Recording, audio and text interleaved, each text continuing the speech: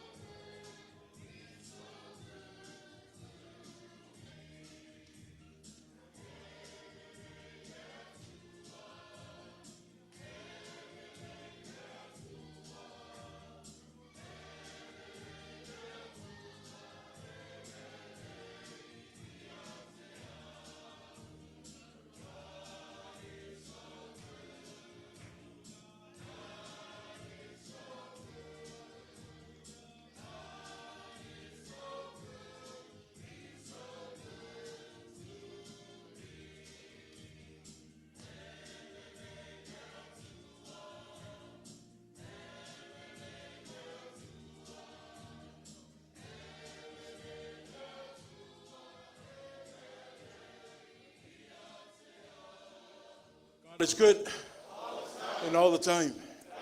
In the name of Tua, Te Miuma, God is awesome. Let's tell everybody. Tatu tapuai. Le tapuai inga le swafo le tuar tama, le alo, ma le anganga pa ia. Ia whaafutai a lava le alii, a wā wana whaafafonga I le leo o lau tatalo.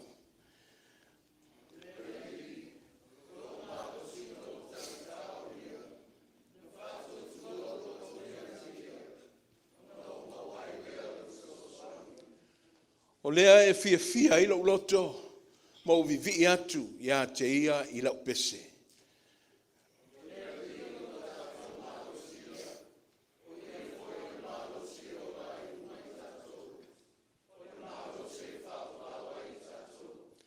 The Lord is my strength and my shield. In him my heart trusts, and I am helped. My heart exalts, and with my song I give him thanks. The Lord is the strength of his people. He is a saving refuge. Let us pray. Our Lord, the Good Shepherd, who continues to save and rescue us from the depths of our challenges, we shout glory and uplift praises to thy name, Jesus. We seek the presence of thy Spirit to serve not only as our comforter, but our enabler. Reform us in this worship service we offer. to stabilize your praises and return blessings upon us all. Le ali le leo leo ma moe le lei, e lei se mea mātou te motivai, a wae te utu pupu ina le wha moe moe o lau whanau. A wina mo I mātou le ngā luenga mana o lo wanganga pa ia, e whawhanga mata I taina I mātou I lo manuia e whaavavau. Ia vi ia oe le soifua ma le ola tau mawhai o lau whanau. O Yesu ke riso le whaola, o mātou ta talo atu ai. Amene ma amene.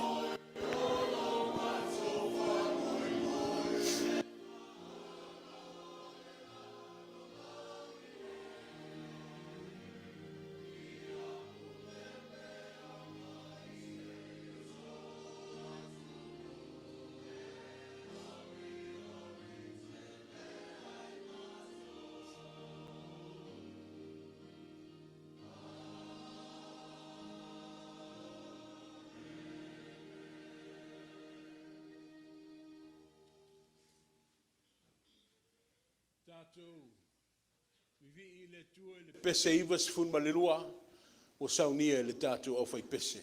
Ivas fun malelua.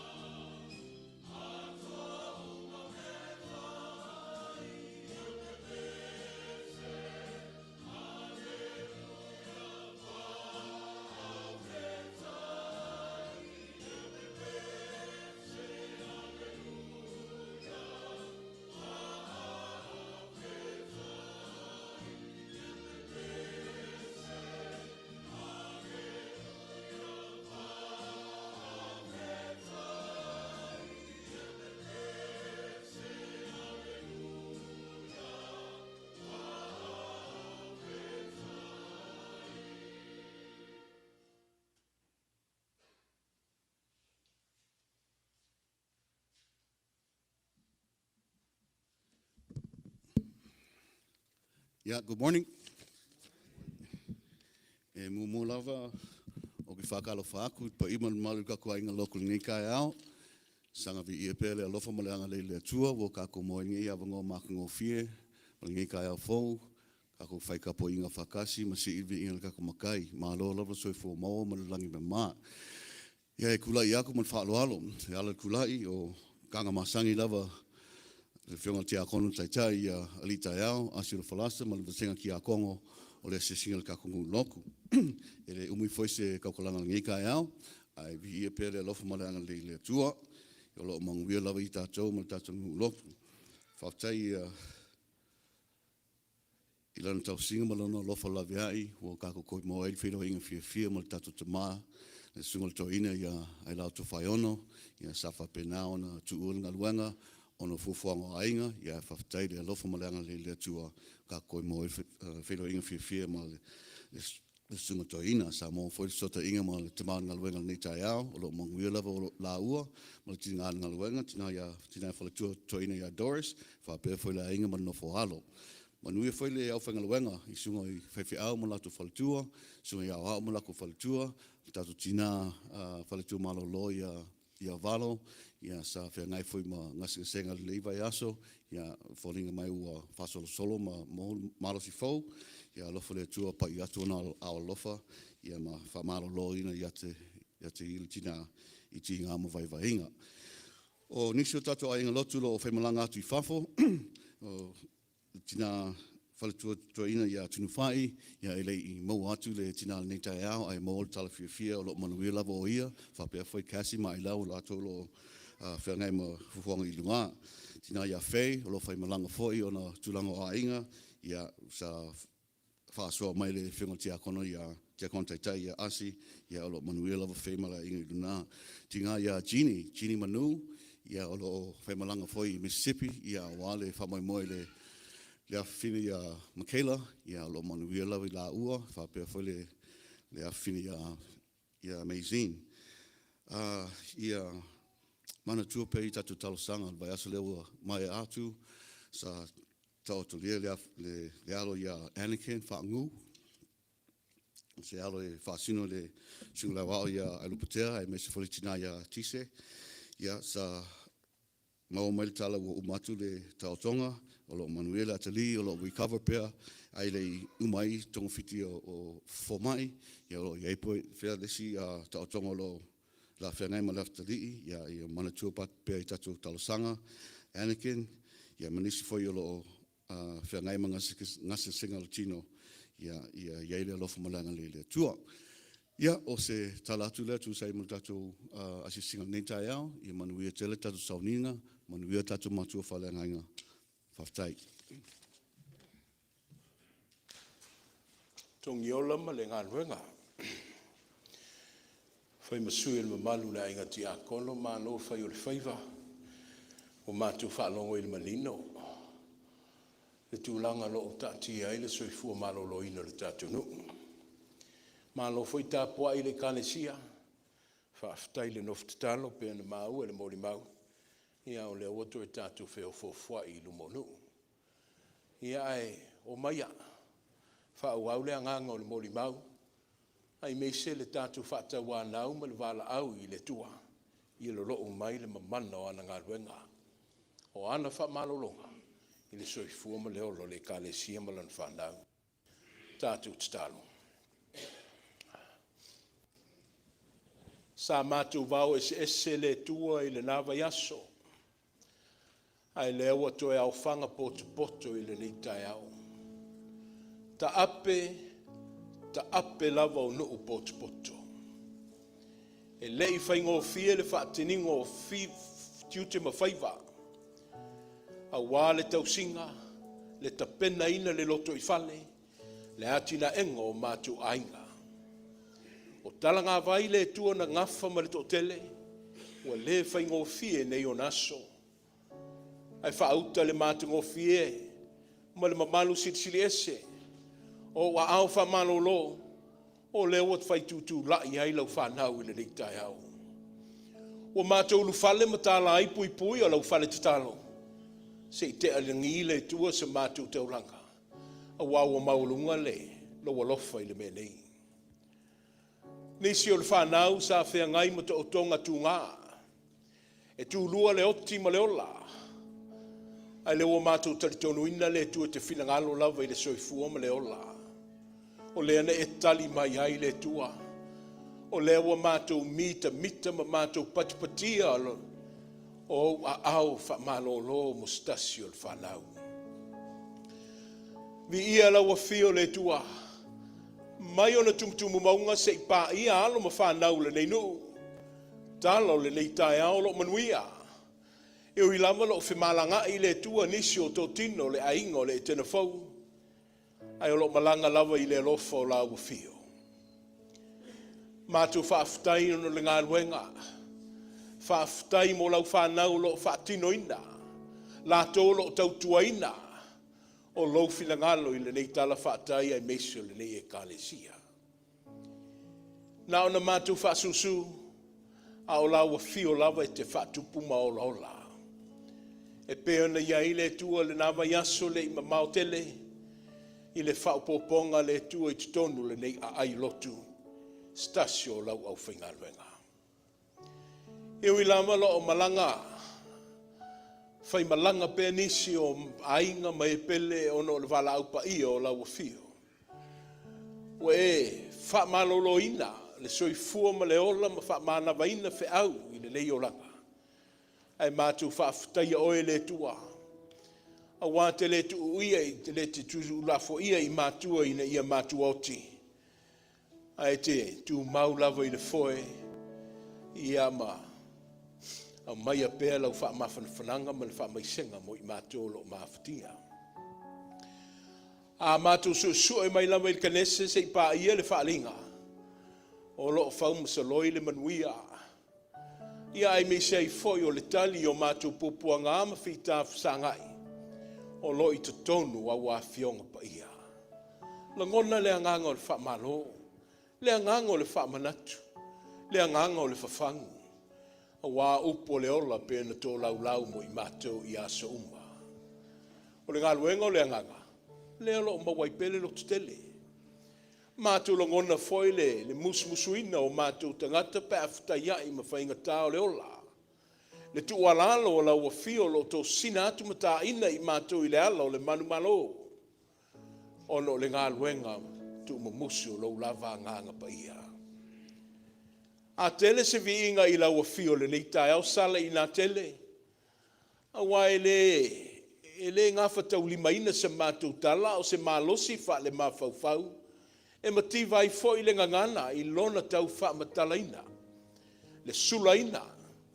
Le alofa la vea i o la wafio na e whai wawenga i le koluse ma le tunga mau.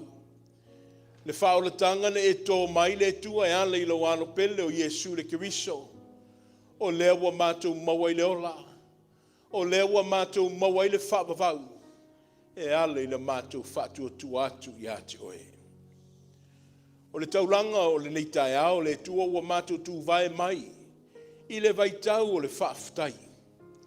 Vaitau o le whaamalo. Tama, a whai e sau aso alu aso. A tonu ne iei fo i se vaitau le tua ma se teimi. Ua ngalo ai le tangata o na mātou vivi ma whaafutai ala wafio. Te leo teimi le tua na o na mātou a apatu. Mātou tangi to tuli. I teimi o popua ngā ma le mawhatia. Ia a saunga le mu, ma solonga mālia le ola, o whatuatua na i ai leo la ua fio. Tama, o le tangata ne e whaia, i oe na whai mai lava i le ele, ma le fuefu. Ai na whausia mai fwoi mātou i le se ma le angasala. O loo, tele na wale tua ni a leo mani wha le tonu le nei au fia. Mātou tuli vai i lau fio matangi sia le au wha mahalo. E le tau tō lau ina le tua. A wāua pei se au i lau sila whangati. E o lawa i mawhau whangalilo i tutonu anganga maloto. E mālama lama le ai lau fio. A whai o tūta mala le e kāle sia matangata. I le whaatino ina o lau ngā luenga. I alofa ma wha mangalo. Le tu o tō whinga, wa umana tu mtāmanga le tangata mo na whaiva. A whai fo i le tu o le atoa i mātou, i le whaatinoina o mātou tūte, ma ngā luenga wa whitwhili ai, i a whamangalo mai. Le tō mai le tofi pito sili o na tāua, pele i loto manganga o mātua e ala i whanau ia. A fai wa fale tonu fo i le tua i mātou. I le fai le leina. Ia ma le toto ino le fatu ina ia lātou i loa manofo mau i finangalo ma lātou loto. O oe le tua le ola. Malu ave i fale i lo finangalo le tua. Au li fonga le nu. Mātou wala au ma le angango ai. Te mā sila alofa mai. Ma fa ngalo i mātou malawa. A wina mai pea lo walo pele o Yesu Kiriso. E le ngata mo le fa mangalonga. A ia, mawai le tangata le sala momoni, ma ia mātou tu mau pe i la wafio. Le tua le ola, e malia i o mātou loto, e whaana nau atu wai le mafaufau, a wai le ei lava se tasi e toa malia ei la mātou popole. Le tua o le manuia, o lo mo mia e whanau malau e kālesia. Ia sautua lasi lo wanga le lei le nei au fia. Sila alofa mai le tua i le nei e kālesia. A mata mai o na maunga tele, se i o lava i tūpulanga lalawa hoa le ngāruenga. Mātou, si mai i o aolofa, ma fata i a te oe le ngase le tua, le tele ma le anoa i le tua le soifua wa awha ina ona o mai tu mau. Le lie lo fo mai sili e mamana pe oe. Le pito ofu le o lo sailia, o lo tuli matai, o lo fia mātou pai atuai. Ia mamulu mai lau wha malolonga, le mana whaola, ina ia soifua malolo ina lau wha nau wa mawhatia. Le mātou tatalo le tua, wa mātou tau mai le si ui o le nei tau sanga, ma le folaunga wha le ngāruenga. Anga le lei ngāruenga wha iu, i o mātou taitai, le ofisa o le ekalesia, la ese le tua mo wha ulununga, se i o lava i le lao le tua o le nei ngāruenga. Alo fangia le tua, le wha moe, ia wha tonuala mai pēla wa fio, ia wha ailo mai pēlo filangalo, ia wha pē nāna mātou muri tai ai. E fau ila mātou vaaya le fau ila usirisila. Ia inisi o mātou o a inga matau mau mea mamai. O mātou whaitapo inga i whaatasi le ni tai au. A tala lua le maftanga le tua, ia iailau whaamanuianga mo i lato o malava. Anga le lei fale mainga mano whanga, o lo o atia e ai le soifua ma le mātou ola. Mātou wala au le tua i ngā luenga o le nei waitau. Ia e meise ai le anga tapena atu, ia e le sailinga manuia o lau e kālesia e tau walunga ai ngā luenga whaatino, ma le au nanga le nei e kālesia ia te oe malau finangalo. E le maana mativa, ai mātou tangi sia o lau ta mau ainga, ia whape nāna tau masua o mātou ipu, e mātou te whaitau langa ai i lau afio. Mātou manatua, loto o nuti mamoia, o a nganga ua mawhatia, ono le motu si o le mawhatanga, i lau wala au pa ia. Wha maise, ma wha manuia. Ma wha matala loto, le e sili atu le aso, e oti ai le tangata, i lo le aso na soifua maola mai ai. Mātou tatalo le tua mo le lalolangi, ia tauto lua mai le anganga o lau afio. Ngā lua e mai pea i o mātou taitai, ai meise lava le tua se mātou whainga mālo i se sae masifo, le atunu upele i anganga maloto. E pea na māua le tua i le vava ayatu, ia le ngase wa wha inai, le soifua wha ngā solo le tua le atunu. Ia ti neia le whala au wha saina, ia wha pongi saina o lato mata mo mātou wala le tua, ia i lea fili. Ua whao ai le soifua le tangata, ua motu si ai mawhtanga i te tonu ainga. Ua e ai foi le a mio le pulea, ia ua sa sopo atu ai foi ma le vā. Tamā, o Samoa lea ua to oto ai nei. Ai anga le lei le tua, a wa e au na e mātou au maupei nu esi, ai sa sue lava pea le ufi o mātou wha malama, ma mātou vaavai le loto ma le anganga i le ele na fatu mai ai le soifua ma le ola. Sau se teimi i le ngā luenga wha le tala le lei i a folau ma le anganga. Ta i ulu pēr lau a fio a o whao ngā ina pēr le vai vai o lau au whinga luenga. We come to you, O God, that you not only cleanse us from our wrongful doings, but we humbly seek your blessings. We ask that you give us the courage to remain steadfast, not only in our prayers, but in our faith. Speak in us in our storms. Unveil to us that light that shines brightly at the end of our tunnels. And teach us on the issue that we may cherish in our hearts, that we will never be forsaken, even in times such as these. Mend our brokenness, strengthen our faith, and let us be the reflection of you, our almighty creator, as we were first created. Bless all who are in the house of the Lord, as well as those who are tuning online. Let your will be done in our lives, not only today, and for what is to come. O a mātou tatalo ia le tua. E mamoli whaatasi e matatalo lilo. I loto maanganga o le tangata. E ale le suafo Yesu le keriso. Le alii ma le whaola. Amene.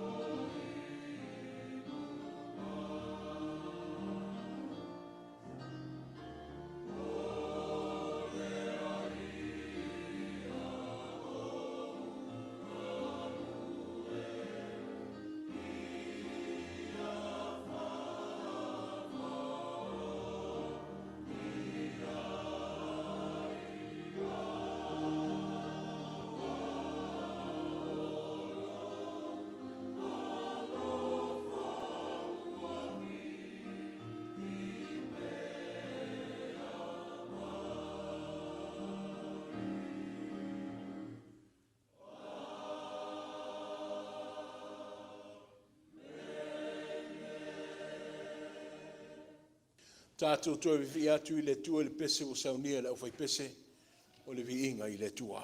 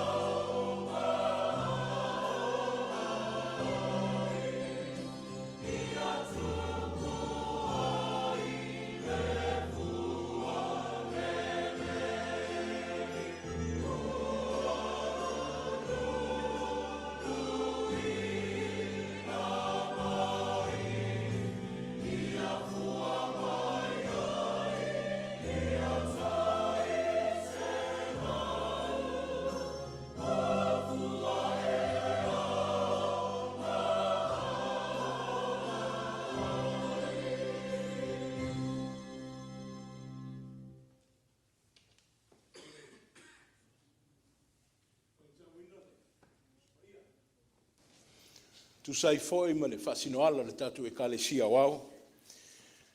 Leo le a tātou wasia le tusi o Faataoto. Faataoto le matau pue valu. Au le amata mai le tā whaitau mai whai upumomua se o le sifunu ma le wha. Our Old Testament passage for this morning is the book of Proverbs, chapter 8, verses 1 to 14. Faataoto e valu, tasi se o le sifunu ma le wha. Tātou whaitau whilafulafu a iai. Whaafonga maia. Ia fionga pa ia o le tātou atua. E le ua wala au ea le poto, ma leo tele mai le Faataoto.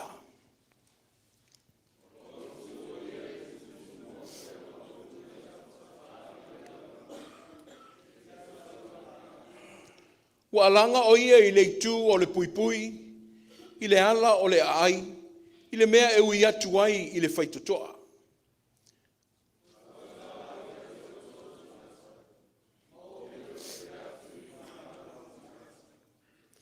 O tau e whaingofie, i o tau i loa le Faataoto, ma o tau e vālelea, i a loto matala o tau.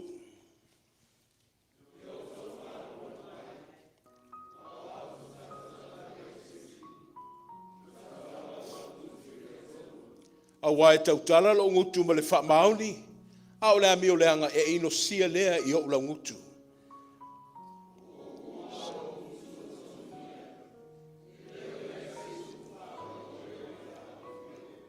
E sa o malava ia i le wala ngona. E tonu foi i e wa maua le poto.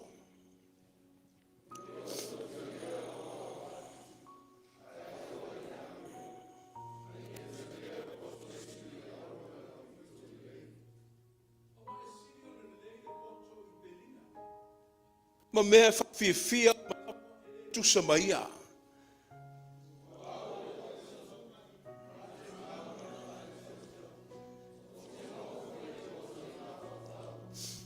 O le matau i le li, o le ino lea i le leanga. O le wha maulunga, o le wha maulunga. Leanga, ma le ngutu wha piupio, o te ino iai.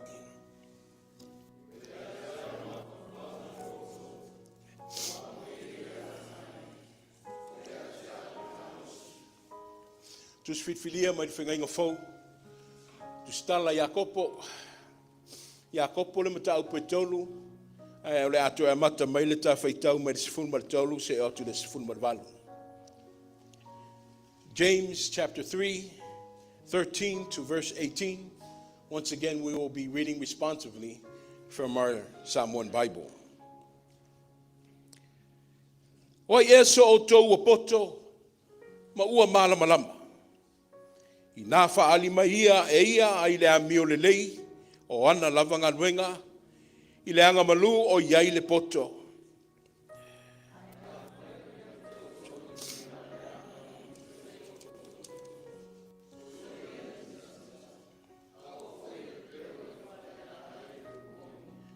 E leo poto le nei wa wifu mai ngā. A o la le lalo langi o le mea whaali tino. Le fate monia.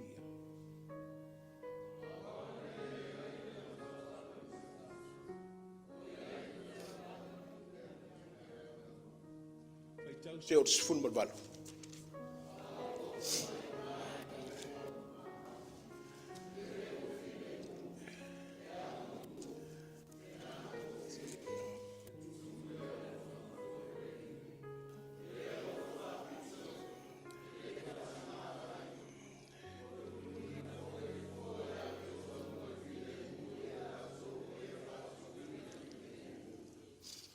Wisdom call out?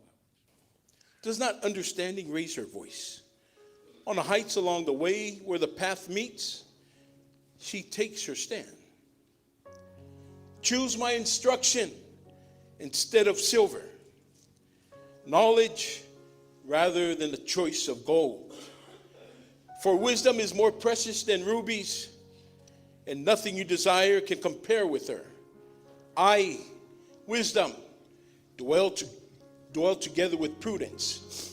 I possess knowledge and discretion. To fear the Lord is to hate evil. I hate pride and arrogance, evil behavior and perverse speech. Counsel and sound judgment are mine. I have understanding and power. Le tua e o le poto. Le tua o le malamalama. Lo lo mai lo fasoa. Tau to luaina le angango la wafio i lo matu vai vai. Ina ia oto mai le lo loto a wafionga. Wa matu whalongolongo ai le nei tau ina ia no fu malamalama ia ai mawhinagalo.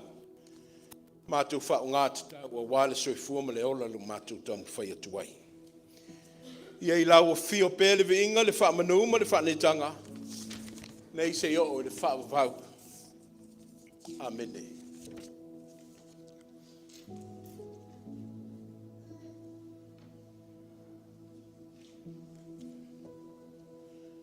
Malingi loi mata le tūlanga o lo iai le atunu.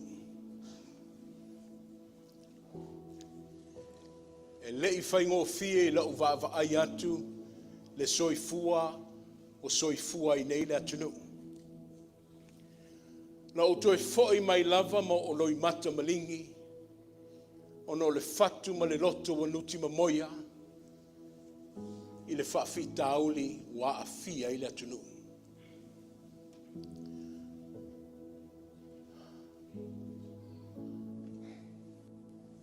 O le whale tali malo Samoa. Whamai e le eini o na pui pui. E le eini o na whaitatoa po ni whaamalama. Ai ta tala loa loa ina i ulu whale e tangata. O aso nei, kau whaika loka uma whale. Wa amsalo wale ase ainga ile o yeise kamela o lo pipi i lo lato whale. Wo ai to tongo le whale for mai, they put padlocks and locks on the house and homes to protect them. I le mea wo o yei Samoa i le whala au whasaina. Sa au tala noa fo i le pulenga malan au whainga luenga ana nafi. A tonu o tau sila silai. Ai le wa whale tonu tutuila. Ma manua wa whai ai le nei le anga whaia. Fo mai wa kuka ai le whala au whasaina. Ma whaso soa i nuu tua oi. Talatu ana nafi na maua ai le kiliva ave o i Samoa. Na a mai tutuila. O pusa moa tu lau le tapo inga ma leo fia. Ai fo mai maua i whala au whasaina. Where is Samoa heading to? Because according to them, wa tili aina mo mo faafi. Le whala au whasaina. Fo mai le tala i le nei lava vai tau, o le mawhaina tu e tau fia.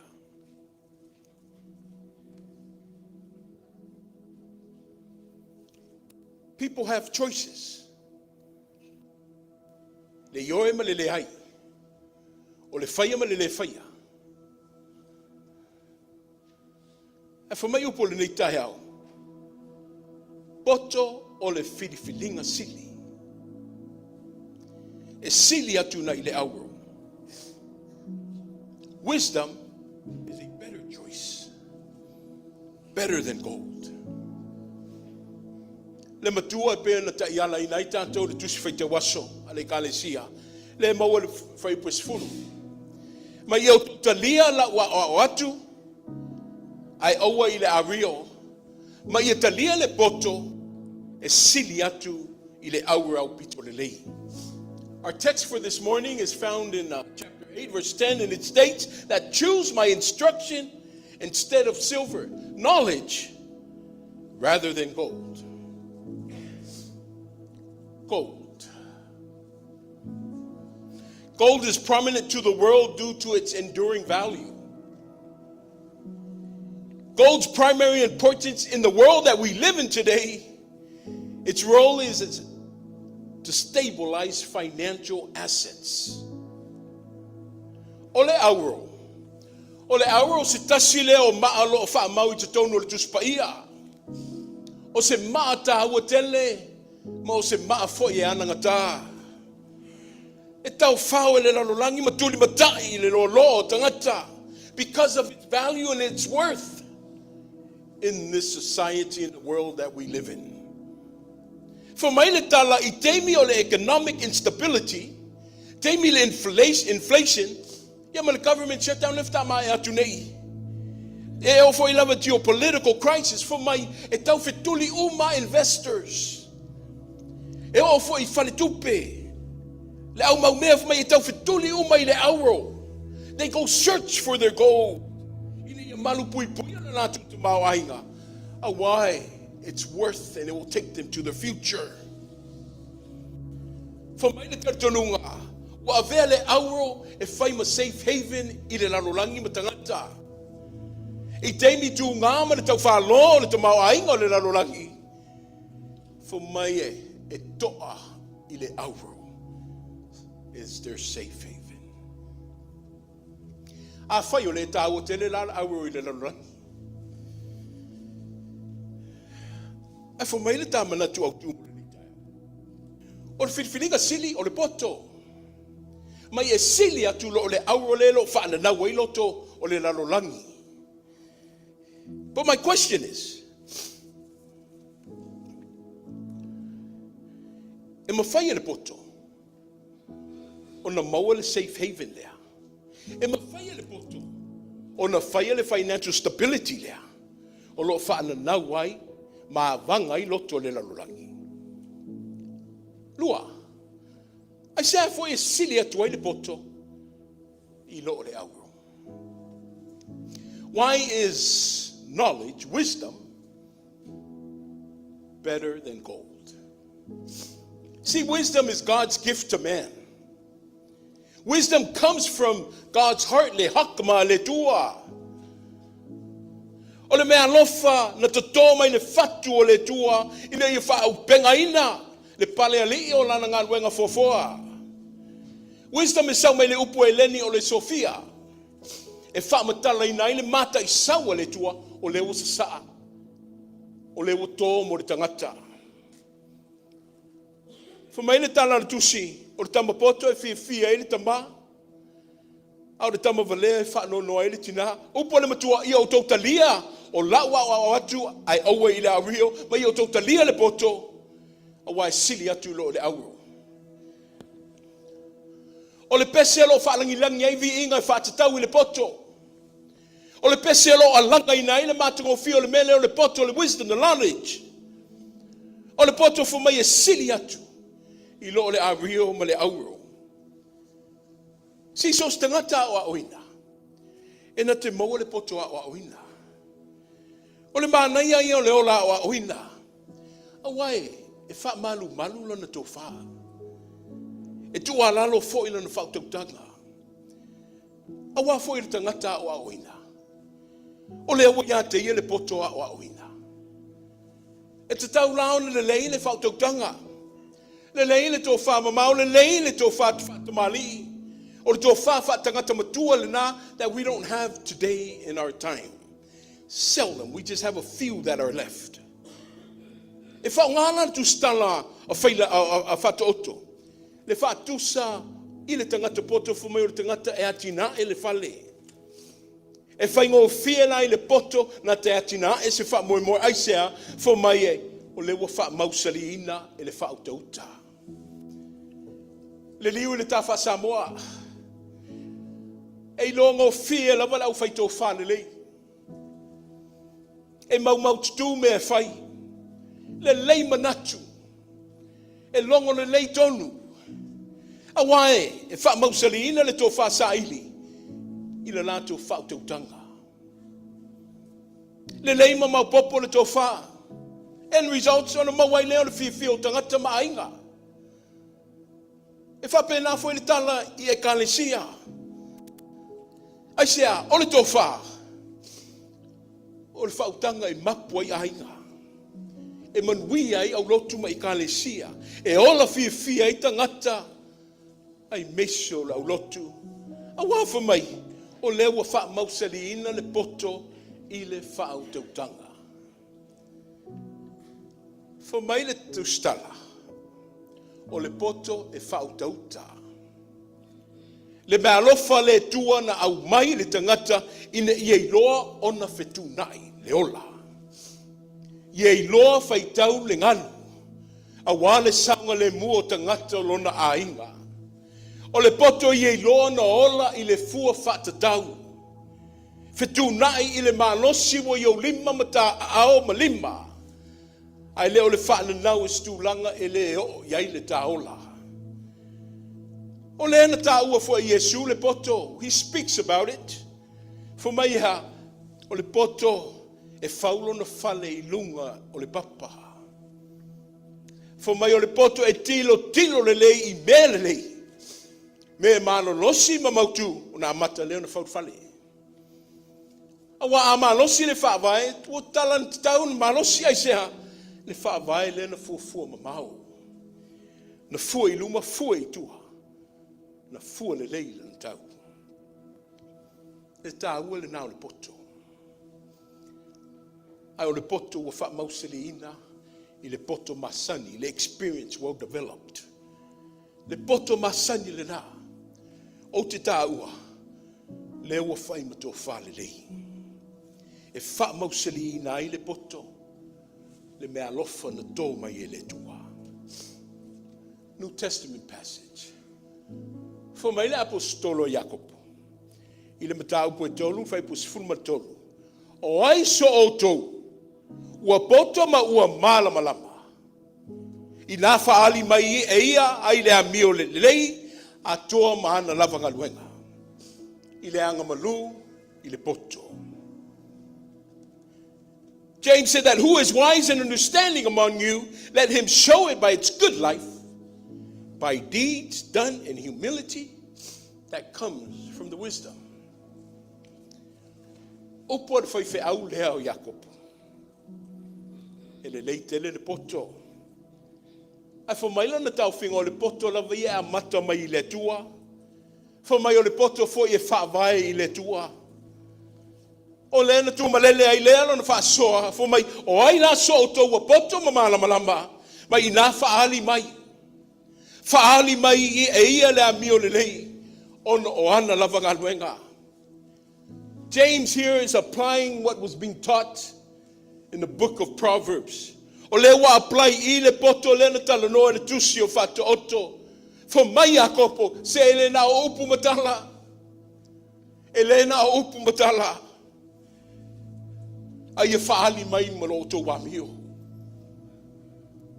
Ia whaali mai ma o tō ngā ruenga whatino. O na ato ai leo le poto le na tō mai le tua. Toi whafonga tasi fo mai a kopo, ele na o upu matala. A ia whaali mai le amio. Le amio le lei, maana ngā ruenga whatino. E loa le tangata poto. I lana amio maana ngā ruenga whai. Le awhi ai. O le poto. O le poto le o se mea tā ua. Le se mea le tangata. A o le mea mai le tua. O le poto fo I e pa ia. E mamanu le poto a wai pa ia ma mamanu le tua le na tō mai le poto. O le poto fo I a mata lava I le tua. I a matoe tawalunga ma whai u I le tua. Fo mai ar tala o le poto. Mai e loa le tangata poto. I lana amio maana ngā luenga whai. O le tangata e matau I le tua, mai o le tangata poto lea. Fo mai o le tangata e ino I le leanga. E tau mamau ese ma le wha maulunga ma le loto fete. O le tangata fo mai e tau tala I le ngangana o le alofa ma le wha mauni. E anga malu ma loto maulano lo le soifua. Fo mai le te sāwadia le ano le amio tonu. A tonu le mafuanga le no fo mai ele tu stala Faataoto. E sili mamau na le poto la lea. Pa fai o le poto uma le tau au fia uma me ila tau lau lau atu. E sili la le poto lea. I loo le auro. my children, my youth, especially our community. We're talking today about the subject of wisdom. The wisdom that was erected from the heart of God and that was bestowed upon man. It starts and ends with God. But I'd like to elaborate just a little bit on one of the teachings that the book of Proverbs emphasizes on the subject of wisdom. It teaches us to live according to our means. Poto. Ine Ailao ola ile fua Faataoto. Ole nganga lu justale ia vemalu ita ole poto. Ole poto ia Ailao ona taola fitunai. I mea o yo tātou rimba. Ia talia ma whaamalia ina I tātou I mea o iai. I loo le whaananau mga salatu o tā loto I tūlanga I leo o aise malos. We need to live according to our means. That's why God draws upon us knowledge. So we may understand that concept. We need to live according to our means. Yeah, it's fine for us to dream big. That's good. But remember that we need to live in the present in order to reach our destination. We need to change our outlook on what we have. We need to value and appreciate what we have as well as our surroundings. And Malepeai, for us to utilize them to their capacities. For us to be creative, be open-minded, as well as taking into consideration our surroundings. Wherever you are today, know that God has put you there for a reason. Whatever you have right now, know that God gave it to you for a reason. See, when you understand and we understand this, we will be stable. And that stability will give us the confidence which will enable us to value and appreciate everything we have and all that surrounds us. That is from the wisdom of God. See, if you want to see changes, if you want to see God open new doors, you must make the most of what you have right now. Ia ola ma ia iloa o na ola Faataoto. Live according to your means. We will never be satisfied in life if we cannot value and appreciate what we have now. We need to learn how to utilize the blessings that God has bestowed upon us. Because I tell you, He has given us more than enough to carry us out throughout every day of our lives. O le fua Faataoto le tua. Na tō mai haile me alofa leo le poto. Ia soifua maola ile tangata na ia whaia. Ai talo whai. Wa tā whātua nai. Wa tā whale au ngahina. Le fua Faataoto le tua. Ai wa tuli matai lava le fua Faatangata ia tā holai. E le nofo ai le tua. O le ana toi whaaliu liu ai. Si tō whala inga I le tua. Sila le tua. O le amana ia le fua Faataoto e peo na ia tō mai. O na ia au mai ai leo le whaapolopolo ma le whaamuriola. O na ia au ina mai ai lea le whaatoetoe. Le fua Faataoto lea. Whale tua le na tautau ai e sui lunga le koluse ma le sātauro. Fa mai ana tala na sae vai lua ina. Le ia pui o le malu. O le whailonga o le soloia ma le sailuaina o le tāfua Faataoto whaatangata. Ai manu malo ai le lofa whaamangalo ma le whaamanuia mai o le tua. Ina mo toe soifua manu malo mai na tātu alii. Lōnu ue. Sawi Malepeai. Lōnu ue. Au se whaafonga anga ia te oe Samoa o mafuta mai. E vale le poto. Pe ale ai le tua. E whatau wama ai le batangi le poto. Pe ato e sea Ma ta ve sea le fua faatau le tua e ta whaliu ma whai le fua faatau o tangata.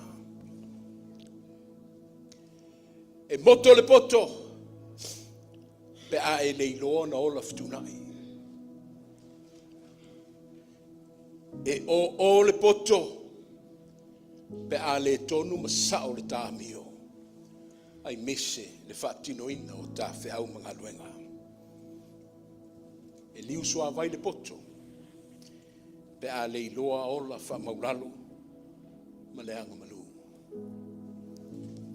Fo maia le eila sili atua le poto. Monia sili atua le poto. I loo le auro. Se la uono si fu marfitu. O le vinga i le tua.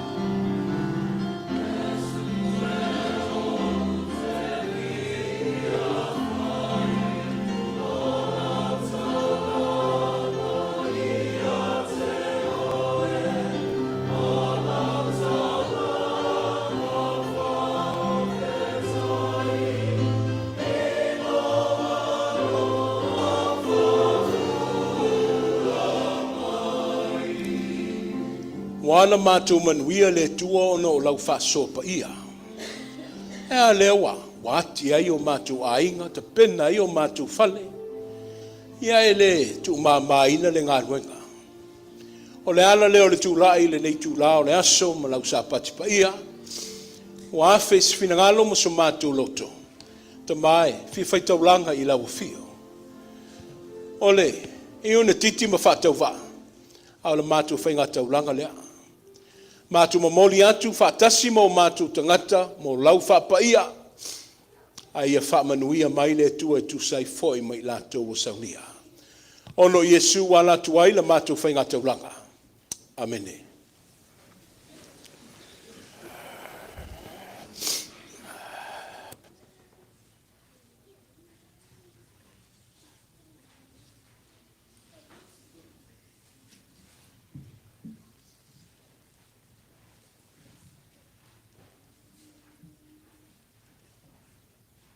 Ia. Kulolo ia whaafuelo ulu le pa o Samoa. Ionga kuka whaikoa. Pa ia wafio mai ngai kai au. Kupu mai. O maa lor kau kai ai. Maa kuai upor ka mai Peru. Loa ngā ngai. Ngā whaapangungu kuie eleri. E awa ingo kako whaafo ilvi inga. Whaamanguma le whaange kanga. Masura le lofa kungo le kua. Ngā lele wa salamu li whaka o whaka o ok whaka. Kasi whaafikinga o leanga o makua ku o le nālo le kua. Ia leo o li ori kako o li iso I fua. Ia ngonga la i ilvi inga le kua. Nanga o whainga renga kofi sua por sunga le koinga. Pa ia ole ke ngafau. O pa ia ngā la luafsanga nei kai au. O lele wa kuka whaasao konga le whalau. Ile ngei koe ngei masinga. Koe o seanga. Kau ngu si uyo ngei kau sanga. A ole anganga I whangai kia ma le whaafika I le uma. Ile rofa ku ngō le kua lo o pofa o whakai lo kouso I fua ma o kako wola. Ui ainga I alu kia I puawa. Onga o mafikianga o kingo. Ai olo rofa pele kua mangale nei kausi. Ia pe un kako lo luafsa ngai nei kai au. Whaafikai, Samoa sumai makala au mai. Ia o mangui ai kako kapua inga. Ia ai kapua ia se whaisa whamkaranga wale whika I kunga o le sunga koinga. O le rewa, karanga I pouku o le kukanga le waloa. O kaula fo I paparau le leile I whakama soa le inga. Al whika I kunga o le sunga le koinga. I lo sanga si, lau ofisa whakiri. Sa iri, a se ai mangai al kau mafa. A wāre kari uka mar kapua I ngā lele. Whaafafonga le pa ia wāwhio. Ia whionga pa ia le akua peo ngai whafonga inga. Opu. Whaakoma kau. Na sa mua e lau sunga le koe. Kauinga ia. Wha ia ngofu amul pa ia whaafonga. Ka wale anga I lumo na kako. Surau kou soifua mar kako. Ora ngā lulue mo le akua. Wha mangaku mai ngi kai au. E ka ua le ola. Ia po le soifua. Ioe. E mai ka rasi kasi o ka māmakua. E ala au ngakele o ka ngaka. E maari rima whioki. Onga ora kua kele o ka ngaka. E le loa nga ora. A e loa nga e soifua mai ora. E wharewa lewa o aso. Ma ngai anu le whiaua ni kai au le sunga koina. I ora mako o karsanga. I alofa le akua pulpuri kele. Mamang kua ka whalu lo lua soifua kingo. Whai maroro i ngai whi amunga ruenga pe o ngā wala o i ngai lo lua soifua. I le ngaka o le kenga fau. Bulenga man mkanga ruenga. Ia o le kāri siau au. Langi soifua ino fau pa i o le kenga fau. Sunga i whai whiau ma o au. A whionga ki a Kongo. Ka māma ki ngā. Soifua manguia fau Samoa wa whio kala au mai. Kako mafuka ni yaso. Ia le ngenga yaso le koe posi lilo. Ngenga yaso kako ke manga kunga kuai. Ine alofa ku ngō le kua. Ia ua nge ngalo. Ua nge ngalo e kako. Le wha fōi le kua le vi inga. Wha mangu ma le whange kanga. Ua alo ngā alofa ku ngō. Le ua fofu kai loku soifua ma le kako wola. Ia manguia le au fia, manguia le kena fōu, manguia le au sunga le toa ina ma le whare tua whafkai.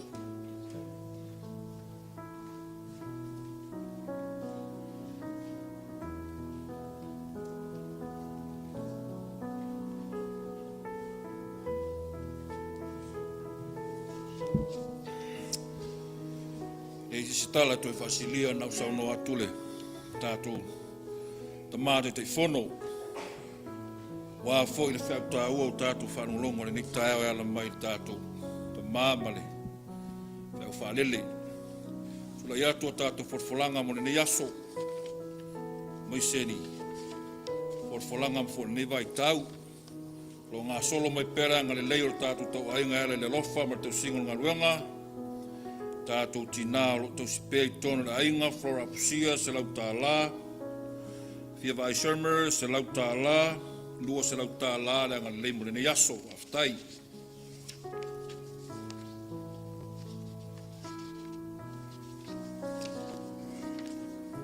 tātou sene matoina e lua se lau tā la toni nau tala se lau tā la fo lau ngā tupu ola lima se fu tā la Mala whaoa si olo osa e whaa se furu tā la, ma pusua sa uvao lima se furu tā la, te te whono. Ko tima mai se lau tau se furu tā la, o le tau talatu e whaa se furu tā la, tau tainungo leo lua se furu tā la. Tui autoro vasa e whaa se furu tā la, ti o li I sue se lau tā la, ma moni ua tongiola, whaa se furu tā la, ina whai mea so, Tofaeono se lau tā la. O tasi tui tele, luas futasi tā la, to iwa tui nei, luas furu tā la.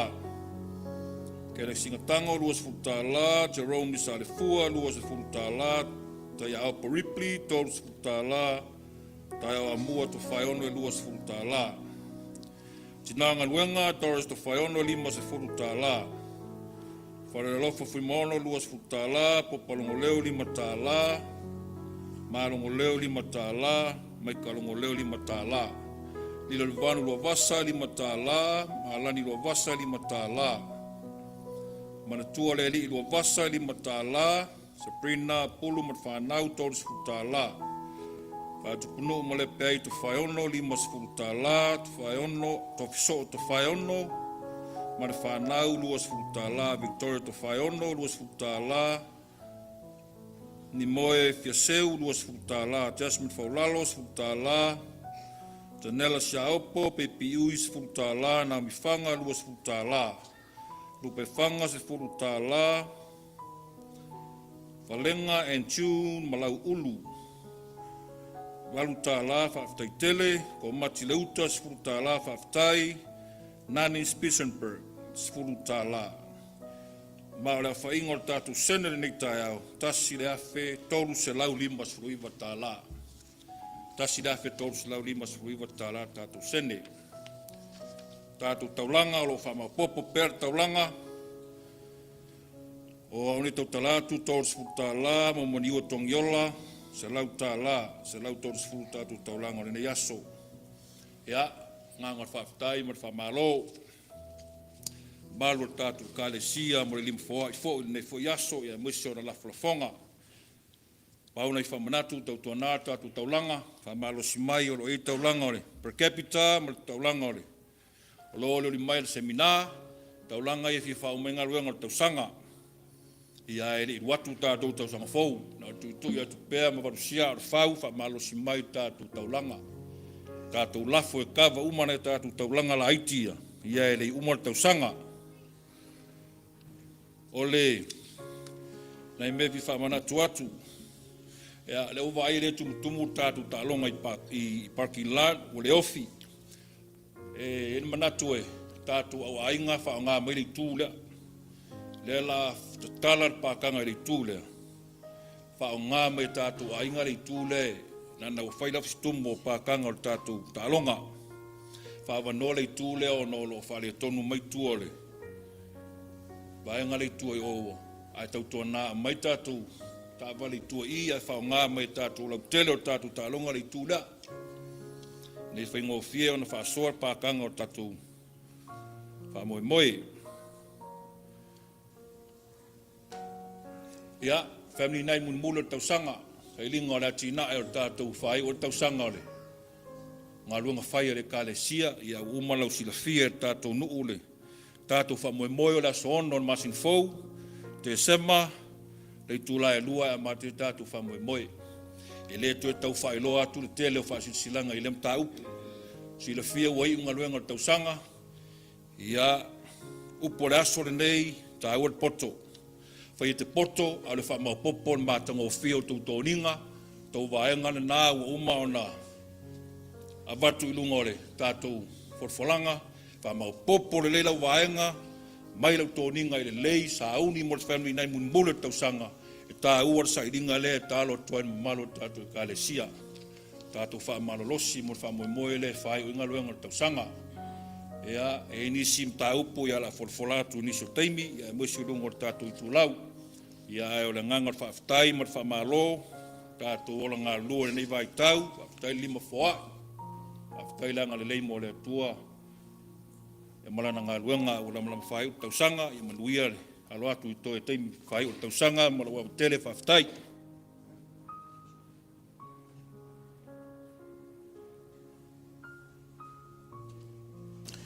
E whono whapi i le anganga o le ofisa, le anganga o le whaaftai me le whamalo i le paia mnu malu le kālesia i ono lo o toso i fua whaitaulanga. Le nei tae au a whaalongo fo i lona manino i laflonfonga pēr na tūtau a awina i e malo fo i lo ofisa i lona whaamapopoina. Tula i fo i me le anganga whaangitia a wao le lava lo la vea pēr tangata ese lo mau pēr mo o tau.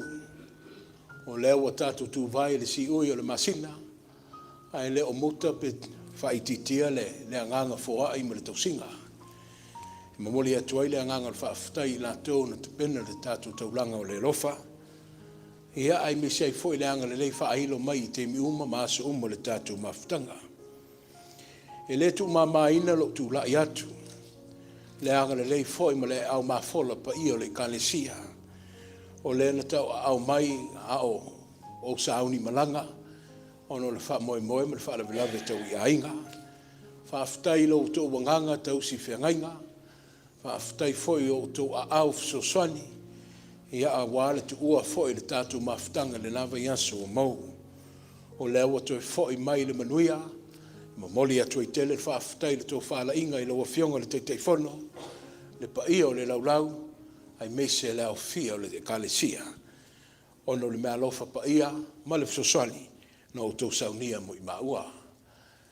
Lua i le angango le whaaftai e le tu i titia, a wafo i le wha moe moe le pulenga le nawa yasu. Wa mau whaaftai tele i lau sunga le fui maono ma le whatua i a Charmaine. Ono le sau maulia na whaatau nuatu ma mauli atu le tātou whale. Le tele o le tau maftanga. Ia whaatasi ai ma le mea lofa e tasi le awhita la na tu watu. E a watu e le wha maloma le whaaftai tele i lau sunga le au ma le ainga. Ia wale anga le lei. Le nāo tau tau au ina le nei aso malona wha moe moe.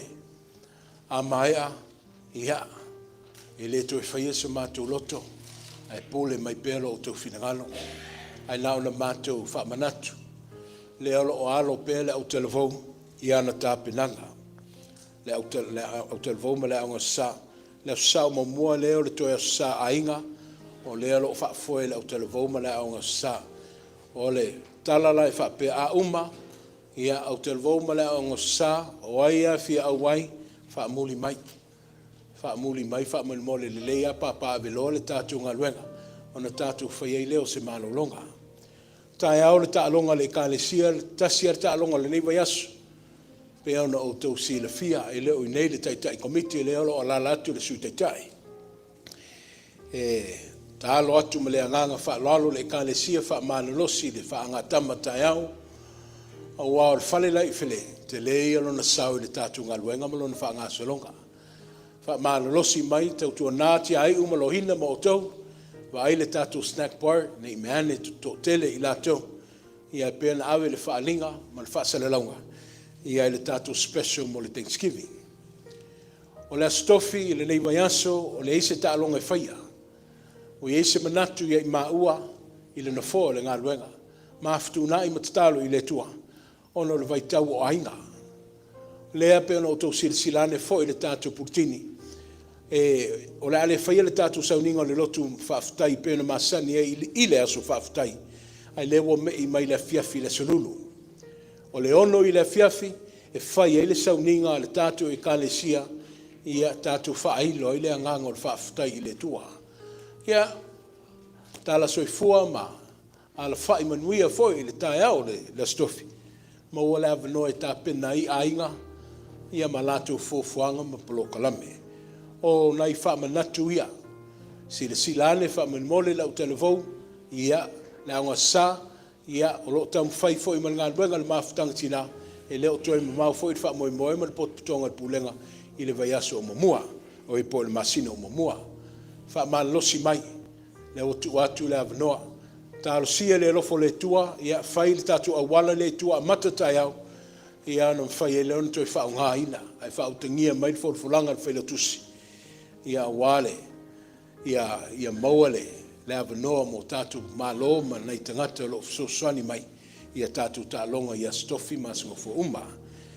Ia manuia le leiaso mo na la sanga, anga le leile tua, maua tala nisi o ainga e whai malanga, ia o tau malanga ma le file mu o le tua. Tau tua nāhala o le auia, ia malu pui pui le leile soifua ma le ola. Saunia le tua se malama ma se asu, e tātou to e whei loa i ai. A o le lautele, o le a tātou whai Thanksgiving, le tātou no, ia sanga whaamanuia le tua mo lo o tau mamalu. Whaafutai lau whai pese, mo ngā ruenga i le leitai hau. Whaafutai la inga ti akono, mo le teu teu ina ma le whaamātang o whieino le whale o le tua. Ia anga le lei le tua i lo o tau soifua, ma le tātou wola, tau ma whai mo ia. O le awhai o le tātou sauninga i le tatalo. Ia tū mauma ia i mātou, a o lau whanau fo i le lalolangi. Le manuia ma le file mua o le tua lo mātou tamā. Le alofa wha maoni ma le alofa tulilo o lo walo pele o Yesu ke viso lo mātou li i whaola. A o le mafutanga whai pēr ma lo lava nganga pa ia, nei māsa uma se i o lava i le whaavavau lava. Amene.